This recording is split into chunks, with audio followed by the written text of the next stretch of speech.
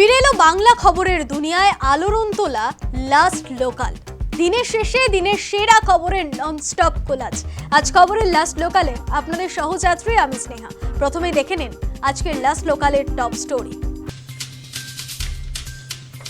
জঙ্গি হামিমকে জেরায় একাধিক পাক হ্যান্ডেলারদের হদিশ। শাহজাদ ভাট্টির গ্যাংয়ের সঙ্গে যুক্ত, পরিকল্পনা ছিল জঙ্গি নেটওয়ার্ক তৈরির। অর্পিতার সঙ্গে কথা এনক্রিপ্টেড চ্যাটের মাধ্যমে। সাংবাদিক বৈঠকে জানালেন আইজি এসটিএফ গৌরব শর্মা। মগজ ধোলাই করতে যুবকদের টার্গেট করেছিল হামিম ও তার বান্ধবী অর্পিতার। দিল্লির যন্তর মন্তরে ছক ছিল ছাত্র বিক্ষোভের নাশকতার। পুলিশের উর্দি পড়েছিল নাশকতার ছক। এসটিএফ এর তদন্তে চাঞ্চল্যকর তথ্য তদন্তকারীদের হাতে। মুখ্যমন্ত্রী শুভেন্দু অধিকারীকে টার্গেট করার পরিকল্পনা ছিল। ধৃত জঙ্গিদের নির্দেশ ছিল মুখ্যমন্ত্রীর প্রতিটি গতিবিধির উপর নজর রাখার। নজরে ছিল পুরো প্রতিমন্ত্রী উমেশ রায়। উমেশ রায়ের ছেলেকে হানি ট্র্যাপে ফেলার ছক, দাবি বেঙ্গল এসটিএফ এর। প্রথমে ইনস্টাগ্রামে পরিচয়, ক্রমে জঙ্গি হামিমের সঙ্গে ঘনিষ্ঠ সম্পর্ক। জঙ্গি কার্যকলাপের সংগৃহীত তথ্য সরাসরি পাঠানো হতো পাকিস্তানি। কাজের বিনিময়ে প্রচুর টাকা পেত হামিম ও অর্পিতা। উত্তরপ্রদেশ বিহারেও নেটওয়ার্কের শিকড়। এসটিএফের হাতে চাঞ্চল্যকর তথ্য। এসটিএফ এর জালে জঙ্গি হামিমের বান্ধবী অর্পিতা সরকার। ঝাড়খণ্ডের হাবড়ায় বাড়ি অর্পিতা। 2021 সালে হামিমের সঙ্গে আলাপ। অর্পিতার মোবাইলে সোশ্যাল চ্যাটের অ্যাপ মিলেছে। মোবাইল গেমিং অ্যাপের হদিশ। হানি ট্র্যাপের মাধ্যমে তথ্য সংগ্রহ করত অর্পিতা।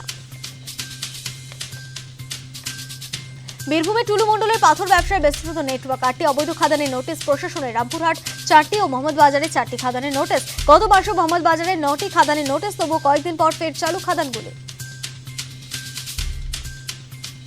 তোলাবাজি নিয়ে নেতা কর্মীদের সাবধান বাণী বিজেপি রাজ্য সভাপতি। সমস্ত কিছু সমাধান করা যায়নি। যদি বলি তোলাবাজি বন্ধ করতে পেরেছি তাহলে ভুল বলছি, বিচ্যুতি আছে। দলের নাম নিয়ে তোলাবাজি করছেন, নিয়ন্ত্রণ করার চেষ্টা করছি বললেন শ্রমিক। রাজ্যে শুরু 16তম জনগণনার কাজ। আনুষ্ঠানিক সূচনা করলেন মুখ্যমন্ত্রী। 100% ডিজিটাল জনগণনা। 1 থেকে 15 আগস্ট পরিবারের তথ্য জমা দেওয়া যাবে। কোনো নথি চাওয়া হবে না পোর্টালে। 16 আগস্ট থেকে 15 সেপ্টেম্বর বাড়ি বাড়ি আধিকারিকরা। কলকাতা স্কুলগুলিতে মিড ডে মিলের দায়িত্বে ইসকন। তারাতলা মেগা কিচেনের উদ্বোধনে মুখ্যমন্ত্রী। যজ্ঞেও অংশ নিলেন শুভেন্দু। পড়ুয়াদের খাবার তৈরিতে হাত লাগালেন। পড়ুয়াদের খাবার পরিবেশন। মুখ্যমন্ত্রী খাবারও খেলেন পড়ুয়াদের সঙ্গে। আগামী 3 মাসে 2.5 লক্ষ শিক্ষার্থী মিড ডে মিলের সুবিধা পাবে। 500 স্কুলে মিড ডে মিল দেওয়া হবে। এবার থেকে সপ্তাহে 2 দিন সেদ্ধ ডিম। মিড ডে মিল নিয়ে ঘোষণা মুখ্যমন্ত্রীর। আশা করি বিরোধীরা সমালোচনা বন্ধ রাখবেন। বিরোধীদের কটাক্ষ শুভেন্দুর। 3 রাজ্যে রক্ত পাচার কাণ্ডে তদন্ত, নজিরবিহীন পদক্ষেপ। স্বাস্থ্য ভবনের একসঙ্গে 11টি ব্লাড ব্যাংকের উপর নিষেধাজ্ঞা জারি। তদন্ত শেষ না হওয়া পর্যন্ত রক্ত সংগ্রহে নিষেধাজ্ঞা। অনেক ইউনিট রক্ত পাঠাতে নিতে হবে আগাম অনুমতি। সন্দেহভাজন জঙ্গি হামিমের সঙ্গে প্রেমের সম্পর্ক ছিল অর্পিতার। দুজনের বিয়ে হওয়ার কথাও ছিল। অর্পিতাকে ব্যবহার করে হানি ট্র্যাপের মধ্যে নামি দামিদের ফাঁসানোর ছক, জানালেন এসটিএফ এর আইজি গৌরব শর্মা। ধৃত অর্পিতার 13 দিনের পুলিশ হেফাজতের নির্দেশ আদালতের। এবার এসটিএফ এর জালে হামিমের বান্ধবী। ঝাড়খণ্ডের সাহেবগঞ্জ থেকে গ্রেফতার অর্পিতা সরকার। এসটিএফ সূত্রে খবর, ইনস্টাগ্রামের মাধ্যমে 2021 সাল থেকে হামিমের সঙ্গে পরিচয় অর্পিতার। তাদের মধ্যে প্রেমের সম্পর্ক ছিল। দুজন দেখাও করত। অর্পিতাকে প্রভাবিত করে শাহজাদ ভাট্টি গ্যাংয়ে শামিল করার চেষ্টা ছিল। হানি ট্র্যাপের মধ্যে দিয়ে মন্ত্র ছেলেকে ফাঁসানোর চক্করে ছিল। বিদেশি হ্যান্ডলারদের সঙ্গেও অর্পিতার যোগাযোগ ছিল বলে তদন্তে উঠে এসেছে। আমরা যেটা পেয়েছি কি হামিম অর্পিতার সাথে লাস্ট অলমোস্ট 4 বছর ধরে ওর সঙ্গে ইন্টারাকশন আছে। और মানে এটা ইনস্টাগ্রাম বেসড ইন্টারাকশন ছিল। তারপরে এরা দেখাও করতো, মানে একরকম অ্যাফেয়ারই বলা যায়। और তার মধ্যেই আমরা দেখলাম কি লাস্ট কয়েক মাস ধরে হি ওয়াজ অলসো ইনফ্লুয়েন্স, মানে অর্পিতাকে ইনফ্লুয়েন্স করে কিছুটা এই গ্যাংয়ের অ্যাক্টিভিটিস মধ্যেও ইনভলভ করার চেষ্টা করছিল, যের মধ্যে একটা আমি আগে আপনাকে বললাম। He was trying to honey trap the son of the honorable minister by using the involvement of Arpita Sarkar.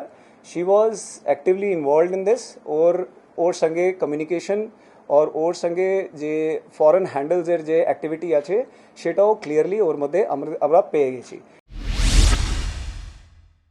সন্দেহভাজন জঙ্গি হামিমের সঙ্গে পরিচয়ের আগে নিহাতি সাধারণ জীবনযাত্রা ছিল অর্পিতার। প্রবাসী বাঙালি পরিবারে জন্ম, বেড়ে ওঠা। বসবাস ঝাড়খণ্ডের সাহেবগঞ্জে অনিমি জায়গা বারহারওয়ায়। অর্পিতাদের সাধারণ মধ্যবিত্ত পরিবার। তার বাবার বারহারওয়া এলাকায় স্টেশনারি দোকান রয়েছে। হামিম মণ্ডলের সঙ্গে প্রেমের সম্পর্ক এতটাই গভীর ছিল যে দুজনের সামাজিকভাবে অনুষ্ঠান হওয়ার কথা ছিল, কিন্তু তার আগে সন্দেহভাজন জঙ্গি হামিমের সূত্রে অর্পিতার গ্রেফতারি। যেভাবে জঙ্গির সঙ্গে বান্ধবীর জড়িত থাকার কথা উঠে আসছে তা দেখে অনেকেই মনে করছেন বছর চারেক আগে স্কুল শিক্ষা দুর্নীতির প্রসঙ্গ। সেই সময় ধৃত প্রাক্তন শিক্ষামন্ত্রী পার্থ চট্টোপাধ্যায়ের বান্ধবী অর্পিতা মুখোপাধ্যায়ের নাম জড়িয়েছিল। অর্পিতার ফ্ল্যাট থেকে বিপুল পরিমাণ নগদ উদ্ধার হয়েছিল। এক্ষেত্রেও জঙ্গি হামিমের বান্ধবী অর্পিতা। অপরাধ বান্ধবী সব এক সূত্রে গেঁথে যাচ্ছে বলে মনে করছে ওয়াকিবহল মহল। News time. টার্গেট মুখ্যমন্ত্রী, জঙ্গি নিশানায় ছিলেন পুরো প্রতিমন্ত্রীও। পাকিস্তানি হ্যান্ডলারদের সঙ্গে যোগাযোগ ছিল হামিমের। নিয়মিত এনক্রিপ্টেড চ্যাটে কথাবার্তা চলতো তাদের।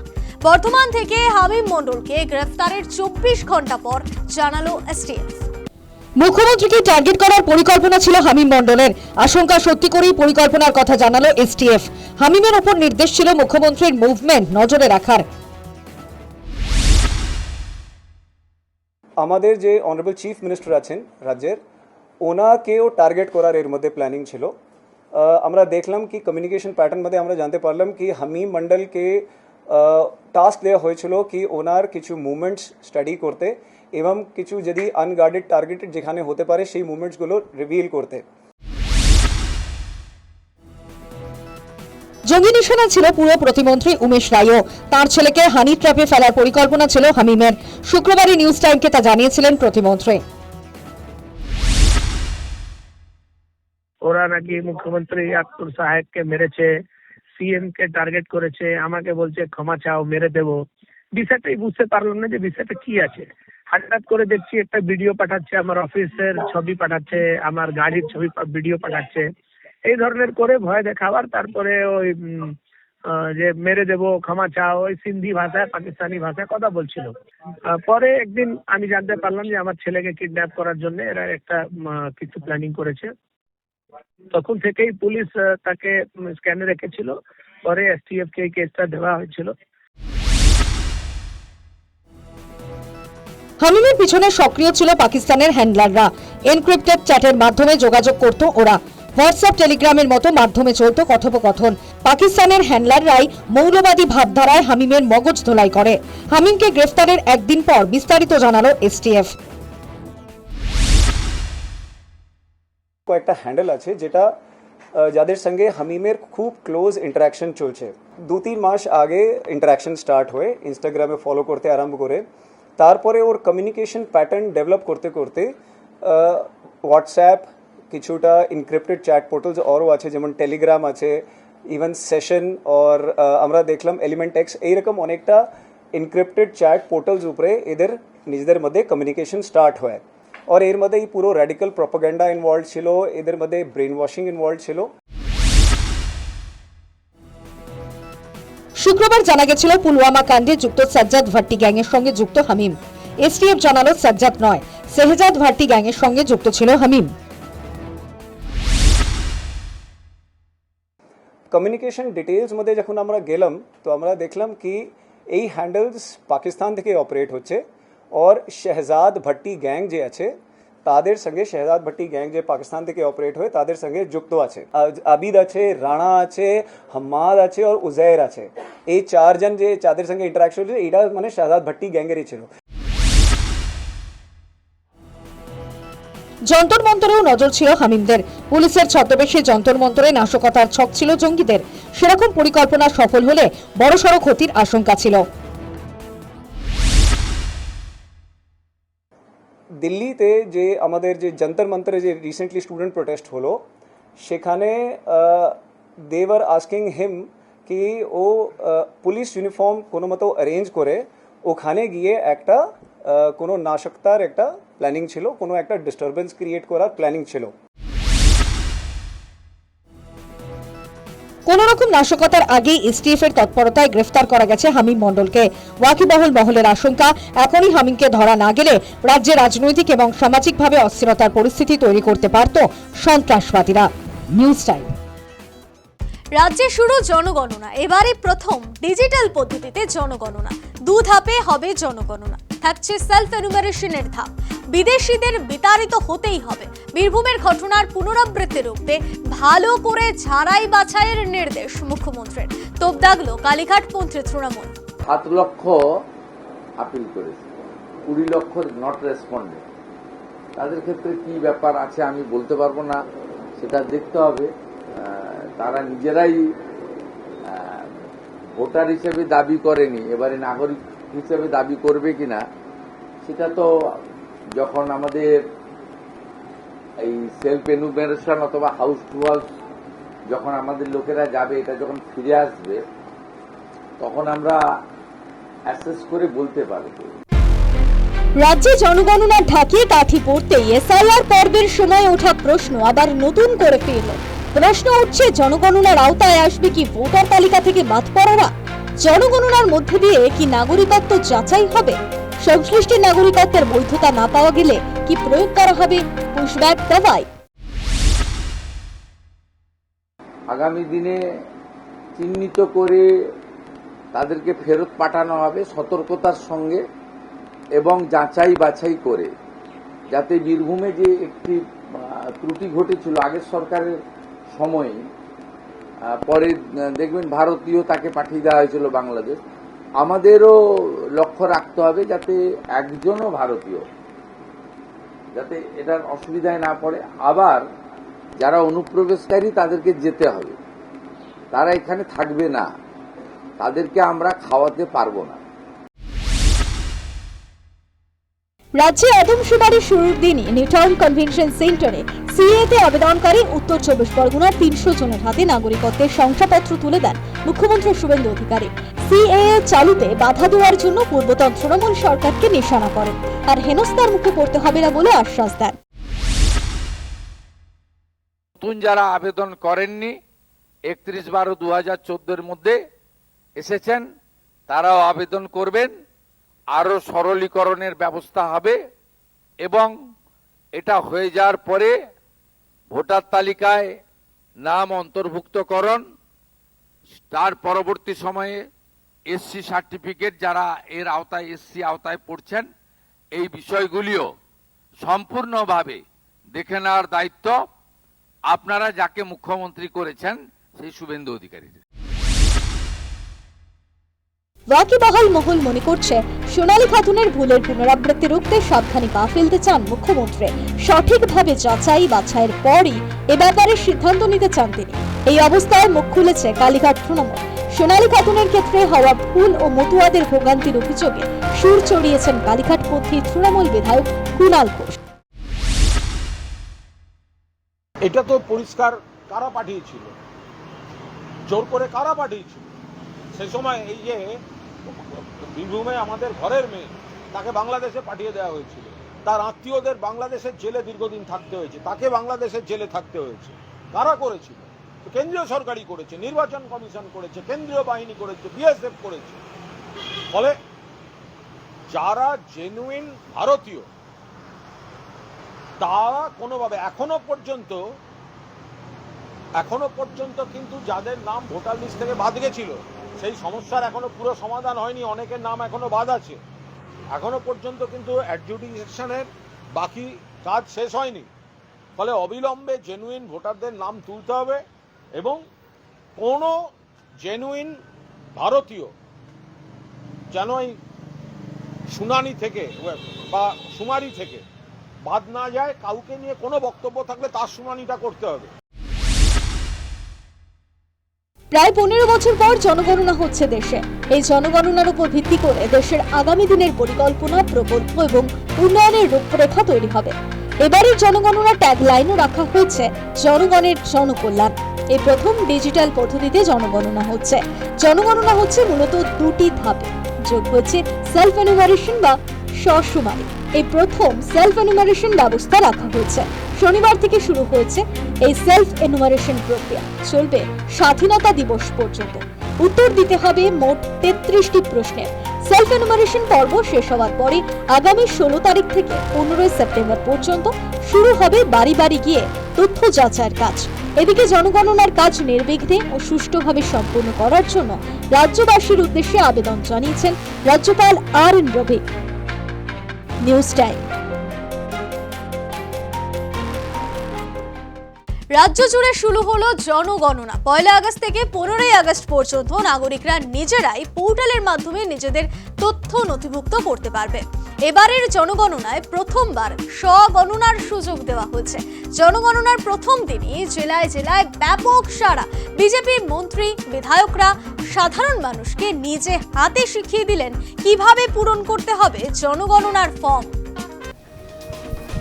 রাজ্য জুড়ে শুরু হলো জনগণনা। 2011 সালের পরে ফের জনগণনা। 1 আগস্ট থেকে 15 আগস্ট পর্যন্ত নাগরিকরা নিজেরাই পোর্টালের মাধ্যমে নিজেদের তথ্য নথিভুক্ত করতে পারবেন।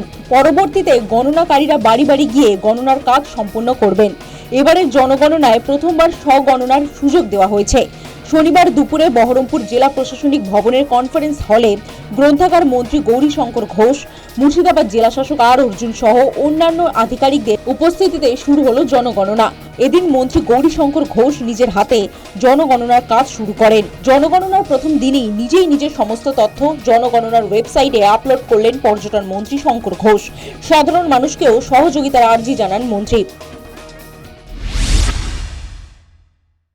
sc.census.gov.in এটা হচ্ছে ওয়েবসাইট। এই ওয়েবসাইটে যান এবং সেখানে হেড অফ দ্য ফ্যামিলি বা যার ফোন নাম্বার দেবেন তার মোবাইল নাম্বারে ওটিপি আসবে। ভেরিফাই করে খুব দ্রুততার সঙ্গে, আমার তো মনে হয় 3-4 মিনিটও লাগবে না, তো দ্রুততার সঙ্গে আপনি আপনার ফ্যামিলির তথ্য দিয়ে দেবেন। এবং সামগ্রিকভাবে শহর এবং গ্রামাঞ্চলে ছাত্র যুবদের কাছে আমি আবেদন করব, নিজেরা সেন্সাস ফর্ম ফিল আপ করুন, প্রতিবেশীদেরকে সহযোগিতা করুন, যাদের ক্ষেত্রে বোঝার অসুবিধে হচ্ছে তাদেরকে একটু সহযোগিতার হাত বাড়িয়ে দিন। পূর্ব মেদিনীপুরে আনুষ্ঠানিকভাবে জনগণনার কাজের সূচনা হলো মুখ্যমন্ত্রীর বাড়ি থেকে। কাঁথিতে প্রাক্তন মন্ত্রী শিশির অধিকারীর হাত ধরে জনগণনার সমীক্ষার কাজ শুরু হলো।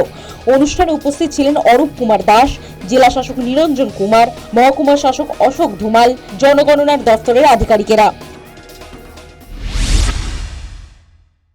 জনগণনার সূত্রপাত হলো, যেমন মুখ্যমন্ত্রী নবান্ন থেকে শুরু করেছেন এবং আমার জেলায় ডিস্ট্রিক্ট ম্যাজিস্ট্রেট সহ তার টিম, পুরো টিম এখানে প্রথম শুরু করলেন।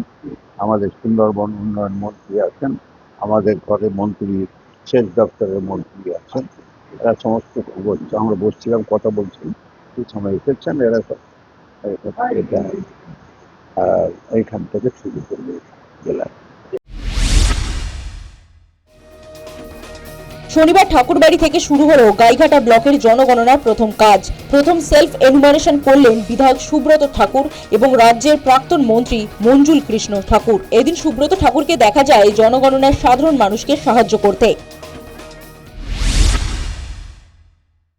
তারা বলেছিল যে লোকাল যে বিধায়ক আছে গাইঘাটা তার থেকে শুরু হবে, তো আমার থেকেও তারা ইনফরমেশন নিলেন এবং আমার বাবা যিনি প্রাক্তন মন্ত্রী মঞ্জুল কৃষ্ণ ঠাকুর, ওনার কাছ থেকেও ইনফরমেশন নিলেন এই সেন্সাস করার জন্য, জনগণনা করার জন্য। যা যা রিলেটিভ যেসব তথ্য লাগে সেগুলো ওনারা জিজ্ঞেস করেছে, আমরা প্রোভাইড করলাম, দিলাম। ভাটপাড়া পুরসভার পক্ষ থেকে জনগণনার সূচনা করলেন পরিবহন মন্ত্রী অর্জুন সিং। ভারতবর্ষ সরকার সেলফ এনুমারেশনে কাজ শুরু করেছে। প্রত্যেকটা ব্যক্তিকে যারা ভারতবর্ষের নাগরিক আছে তাদের এই সেলফ এনুমারেশনের সঙ্গে যুক্ত হতে হবে, যাতে সঠিক তথ্য আমাদের দেশে কাছে থাকে। ডিজিটাল ইন্ডিয়া একটা নতুন প্রয়োগ। এখানে দেখা যাচ্ছে কি প্রত্যেকটা মানুষ নিজের সেন্সাসে যুক্ত হতে। রাজ্যের অন্যান্য এলাকার মতো দক্ষিণ দিনাজপুরেও হয়ে গেল জনগণনার কাজ। গণনার অনুষ্ঠানে উপস্থিত ছিলেন জেলা শাসক বালা সুব্রমণিয়ান টি, কুশমন্ডির বিধায়ক তাপস চন্দ্র রায়, বালুঘাটের বিধায়ক Bidyut Roy. News time. Mid day মিলের দায়িত্ব ইসকন পেলেও চাকরি যাচ্ছে না কোনো কর্মীর। উল্টে এতদিন মিড ডে মিলের সঙ্গে যুক্ত কর্মীদের বেতন বাড়ালো রাজ্য সরকার। মিড ডে মিলে ইসকনের নিরামিষ আহারের সঙ্গে রাজ্য সরকার পৃথকভাবে সপ্তাহে 2 দিন ডিম দেবে পড়ুয়াদের। সমালোচকদের সমালোচনার জবাব দিলেন মুখ্যমন্ত্রী শুভেন্দু অধিকারী। ঘোষণা মাফিক অগস্টের প্রথম দিন থেকেই মিড ডে মিলের দায়িত্ব গেল ইসকনের হাতে। কলকাতা পুর এলাকায় সরকারি স্কুল, সরকার পোষিত স্কুলগুলিতে খাদ্য পরিবেশন করবে ইসকন। শুক্রবার তারাতলায় মেগা কিচেনের সূচনা করেন মুখ্যমন্ত্রী শুভেন্দু অধিকারী। বস্তুত ইসকনের হাতে মিড ডে মিলের ভার তুলে দেওয়ার ঘোষণার পরেই একাধিক প্রশ্ন উঠেছিল। ইসকনের খাবার নিরামিষ, সেক্ষেত্রে পড়ুয়াদের সুষম আহারে আমিষের সংস্থা নিয়ে প্রশ্ন উঠেছিল। এই অবস্থায় পড়ুয়াদের পাতে পৃথক ডিম দেওয়ার ঘোষণা আগেই করেছিলেন মুখ্যমন্ত্রী। শনিবার ফের সে কথা জানিয়ে কটাক্ষের সুরে সমালোচনাকারীদের বিরত থাকার পরামর্শ দেন। প্রথম থেকেই আন্ডা আন্ডা আন্ডা করে মিছিল বের করে ফেললেন। আমরা যেমন ইসকনের সাত্বিক আহারকে গ্রহণ করেছি, তাদের যে একটি নিজস্ব আনকম্প্রোমাইজ রীতিনীতি রয়েছে, যেটাতে তারা সমঝোতা করেন না, আমরা করতেও বলবো না। তার বাইরেও আমরা উড়িষ্যাতে আমাদের টিম পাঠিয়েছিলাম। সেখানে এসএইচজি গ্রুপকে দিয়ে আলাদা করে সপ্তাহে একদিন করে তারা ডিম সিদ্ধ দেন। আমরা ঠিক করেছি এসএইচজি গ্রুপকে দিয়ে সপ্তাহে এই খাবারের সঙ্গে নয়, আলাদা করে আমাদের ব্যবস্থাতেই দুদিন বাচ্চাদের ডিম সিদ্ধ বিতরণ আমরা করব। আশা করি সমালোচকরা আজকে একটু শান্তিতে থাকবেন, মুখটা বন্ধ রাখবেন, আর মনে মনে প্রশংসা করবেন। আর যদি হিংসারূপু শরীরে থাকে, সেটাও সংযমব্রত অন্তত আজকের দিনের জন্য আপনারা হিংসা রিপুটাকে নিয়ন্ত্রণ করবেন। ইসকনের হাতে মিড ডে মিলের ভার ন্যস্ত হওয়ায় এতদিন ধরে মিড ডে মিলের রান্নার কাজে যুক্ত থাকাদের ভবিষ্যৎ নিয়ে ঘোরতর অনিশ্চয়তা তৈরি হয়েছিল। প্রশ্ন উঠেছিল, আদৌ কি কাজ থাকবে? এই নিয়ে কলকাতার রাস্তায় মিছিল, মিটিংও হয়েছে। শনিবার মেগা কিচেনের সূচনায় এ ব্যাপারে আশ্বস্ত করেছেন মুখ্যমন্ত্রী। জানিয়েছেন, এতদিন মিড ডে মিলের রান্নার দায়িত্বে থাকা কারোর চাকরি যাবে না, তারা ইসকনকে সাহায্য করবেন। উপরন্তু তাদের মাসিক বেতনও 2000 থেকে বাড়িয়ে 3000 করা হয়েছে। মিড ডে মিলের রাঁধুনি যে সমস্ত আমাদের দিদি এবং বোনেরা আছেন, তাদের নিয়ে একটা মিছিল হয়েছিল। ইসকনকে ঢুকিয়ে দেওয়া হচ্ছে, হিন্দু সরকার, আমাদের কাজ কেড়ে নেওয়া হচ্ছে। আমি মিছিলটা দেখেছিলাম, রিয়্যাক্ট করিনি, কারণ আমি আমার এই দীর্ঘ রাজনৈতিক এবং জনপ্রতিনিধির জীবনে দুটো মন্ত্রকে আত্মস্থ করেছি। একটা হলো ধৈর্য, আর একটা হলো সহ্য। আমি সেই মিছিলকারীদের উদ্দেশ্যে বলি, একজনও রাঁধুনি মা, দিদি, বোন কর্মচ্যুত হবেন না। ইসকন তার রান্নার প্রক্রিয়াতে, বিতরণের প্রক্রিয়াতে তাদেরকে যুক্ত করবে। এবং যুক্ত করার শুধু নয়, আমরা তাদেরকে, আগের সরকার মাত্র 2000 টাকা দিত, আমরা আগস্ট মাস থেকে তাদেরকে 1000 টাকা বাড়িয়ে 3000 টাকা করে দিয়েছি। স্কুল থেকে ড্রপ আউটের সংখ্যা কমাতে মিড ডে মিল চালু হয়েছিল। গত 2 যুগ ধরে দেশ জুড়ে চলছে মিড ডে মিল। এতদিন বরাদ্দ ছিল 6 টাকা 78 পয়সা। রাজ্য সরকার পরিবর্তনের পরে বরাদ্দ এক ধাক্কায় বেড়ে হয় 10 টাকা। আর এই অর্থে পড়ুয়াদের পাতে সুষম আহার তুলে দিচ্ছে ইসকন। দেয়া হচ্ছে ভাত অথবা খিচুড়ি অথবা পোলাও, সঙ্গে থাকছে পনির অথবা ছানা, সয়াবিন অথবা মরশুমি সবজি অথবা বাদাম, এবং সঙ্গে শেষ পাতে মিষ্টি অথবা মরশুমি ফল। এই অবস্থায় মুখ্যমন্ত্রী সমালোচকদের সমালোচনার জবাব দিয়ে জানিয়েছেন, এই অর্থে এই খাবার দেওয়া সম্ভব নয়। সাব বলেছেন, শুধু সরকারের বদল ঘটেনি, বদল ঘটেছে ব্যবস্থার। 8 লক্ষ কোটি টাকা ঋণের বোঝা। ধীরে ধীরে এই রাজ্য যখন অর্থনৈতিকভাবে আরো শক্তিশালী হবে, এই রাজ্য অর্থনৈতিকভাবে দুর্বল নয়, অর্থনৈতিকভাবে শক্তিশালী রাজ্যে পরিণত হবে। সোমবার দিন পারলে একবার আপনারা গিয়েও একটু স্বাদ নিয়ে আসবেন, খাওয়ারটা কেমন হলো, তাহলেই বুঝতে পারবেন পরিবর্তনটা শুধু ঝান্ডার হয়নি, পরিবর্তনটা শুধু দলের হয়নি, পরিবর্তনটা শুধু মুখের হয়নি, পরিবর্তনটা শুধু নামের ব্যক্তির হয়নি, পরিবর্তনটা ব্যবস্থারও হয়েছে। তারাতলায় মেগা মিড ডে মিল কিচেনের সূচনা করার পাশাপাশি মুখ্যমন্ত্রী হাত লাগান রন্ধন কার্যেও, খাবার পরিবেশন করেন, চেখে দেখেন খাবারের স্বাদও। News time. বাম আমলে বিতরণ, ফিরলেন বিজেপির জামানায়। 19 বছর পর কলকাতায় পা দিয়ে আবেগপ্রবণ তসলিমা নাসরিন। আজ থেকে আগস্ট আমার প্রত্যাবর্তনের মাস, মন্তব্য তসলিমা। নিরস্ত্র লেখকের অধিকার কাড়লে রাষ্ট্র দুর্বল হয় বললেন তসলিমা। মুখ খুললেন বাংলাদেশ প্রসঙ্গে, ধমকের সংস্কৃতি অতীত। এবার বারবার আসুন কলকাতায়, তসলিমাকে স্বাগত জানিয়ে বললেন মুখ্যমন্ত্রী শুভেন্দু অধিকারী।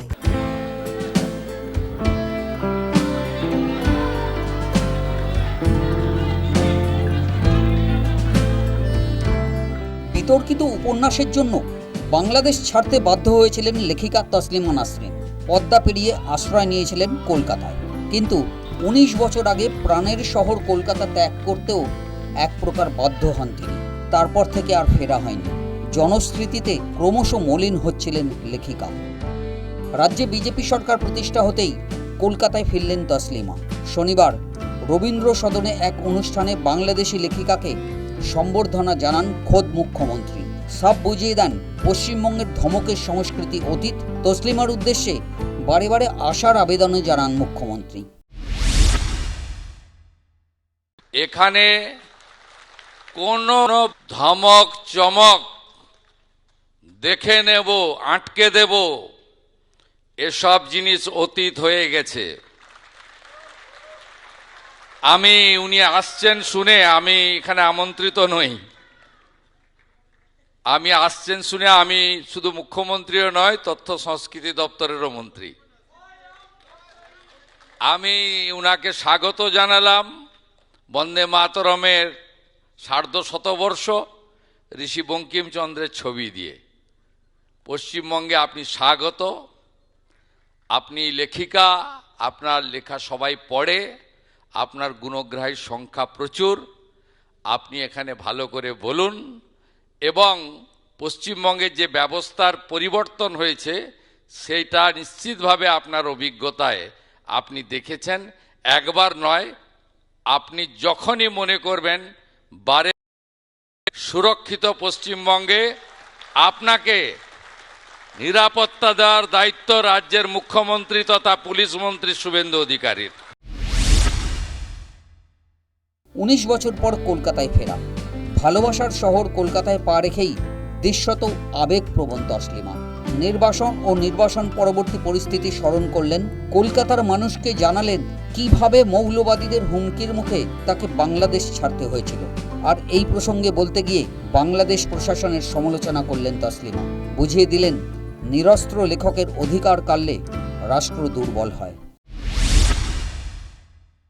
আমি সব ধর্মীয় মৌলবাদের বিরোধী, ইসলামী মৌলবাদের বিরুদ্ধে আমি বেশি সরব, কারণ শৈশব থেকেই একে খুব কাছ থেকে দেখেছি। আমি সব ধর্মের মৌলবাদকে এক কাতারে রাখি না। অন্যান্য ধর্মের মৌলবাদের কথা বলে ইসলামী মৌলবাদকে আড়াল করি না। আর এই প্রসঙ্গে বলতে গিয়ে বামপন্থীদেরও নিশানা করলেন তসলিমা।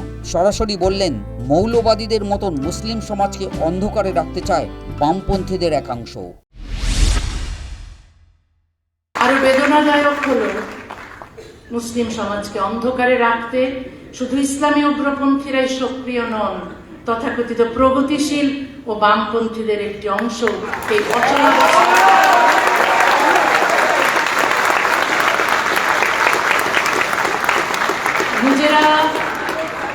নিজেরা বাক স্বাধীনতা ও নারী পুরুষের সমানাধিকার ভোগ করেও ইসলামের সমালোচক ও সংস্কারকদের তারা মুসলমান বিদ্বেষী আখ্যা দেন। তসলিমার শনিবারের বক্তৃতার ছত্রে ছত্রে শোনা গিয়েছে রাষ্ট্র ব্যবস্থা, মৌলবাদ বিরোধিতার কথা। বুঝিয়েছেন তিনি সমস্ত মৌলবাদের বিরুদ্ধে, তার লড়াই অশুভ মতাদর্শের বিরুদ্ধে।